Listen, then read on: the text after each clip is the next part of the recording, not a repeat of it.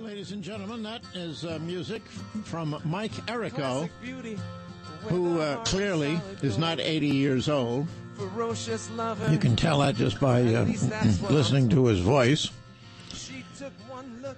But he is at least using a real guitar, not one, full of electrons. And speaking of...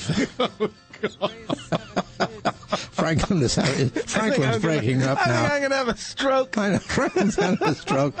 We just got this mail in. Just apropos of all of this, I got a letter here from Roger Dean, and he says, G-Man, last week in transition into a break, Franklin began to play a song by Rush, a powerhouse musical trio from Canada. He made an interesting statement about appealing to the lower classes of the audience. Surely that is somewhat truthful. Save for myself, I doubt that there are many Rush fans that like the big band genre you refer to as real music, as well as some of the more eclectic jazz, ethnic specific, and classical selections that are played.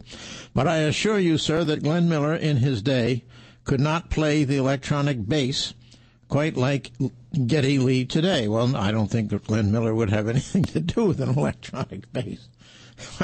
He wouldn't even plug it in. Neither would I. Also, Franklin should know that Rush is a band that appeals to a very broad audience with many intellectuals, geeks, nerds, and sophisticates, as well as mullet-headed, Molson-drinking, salt-of-the-earth types who love the electronic guitar. I celebrate the entire catalog. I've noticed over the next several days that Franklin has been playing many Rush tunes in the transitions. This makes total sense to me, and it proves my point. I think that Franklin is the quintessential sophisticate who is also a fan of the band.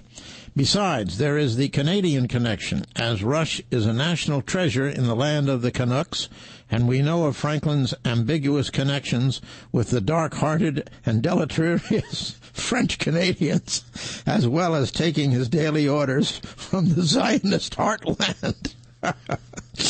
I love the musical selections that are played in between segments. I also notice all of the post-Gabriel Genesis that Franklin plays, as I am also a huge fan. There is very little that is played that escapes my musical cognition, except for the very obscure German marches and Jewish and other ethnic-specific selections. On Tuesday's show, Franklin played the title track from the 1977 Jethro Tull album, Songs from the Wood, a beautiful frolic filled with gothic and elfish wonder, to which you, sir, in restarting the broadcast, said, This is Jethro somebody or other, and continued on dismissively. Mr. Liddy, you still have plenty of time left, thanks to nature's youth, to expand your horizons and introduce some great jams into your repertoire.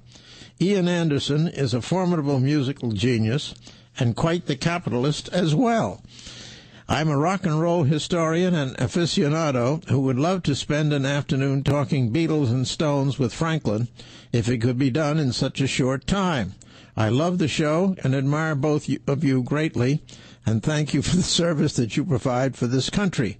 Thank you for reading my article about the parrot joke on the air on June 12th, sir. It was really quite an honor. Thank you, Roger Dean.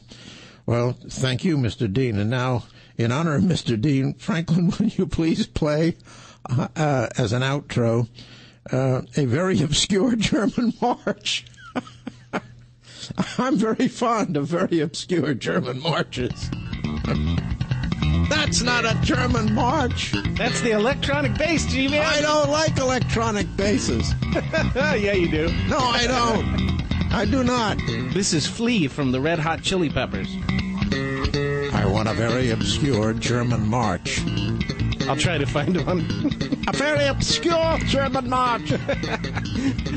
Bill in Not an easily recognized German march. Bill in Tennessee has been waiting longer than anyone for you at 1-800-GG-Liddy, where the lines are still open. Bill, please go ahead.